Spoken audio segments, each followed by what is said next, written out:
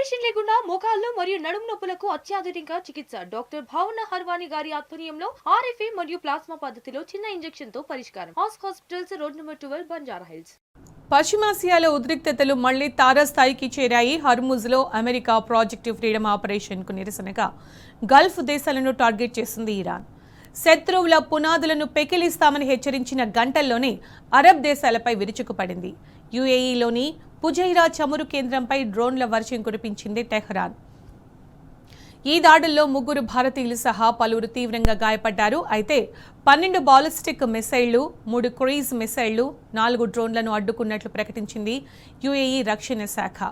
ఇటు Persian Gulf తీరంలోని Oman కార్మికుల భవనాలపై దాడులు చేసింది ఐఆర్జీసీ. ఈ ఘటనలో 4 విదేశీయులకు గాయాలయ్యాయి. EU, సౌదీ అరేబియాలు ఈ దాడులను ఖండించాయి.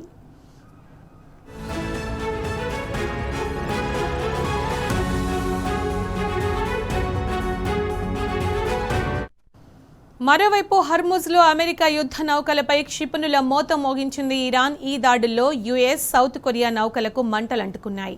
ఈ ఉద్రిక్తతల నేపథ్యంలో వందలాది నౌకలు హర్ముజ్ సమీపంలో నిలిచిపోయాయి.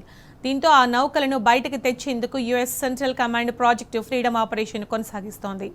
ఇటు ఇరాన్ తాజా దాడులతో ఇజ్రాయెల్ అప్రమత్తమైంది. గల్ఫ్ దేశాల్లో కాల్పులు, హెచ్చరికలు కొనసాగుతున్నాయి. అమెరికా, ఇరాన్ దాడులు, ప్రతి దాడులతో కాల్పుల విరమణ ఒప్పందం ప్రశ్నార్థకంగా మారింది.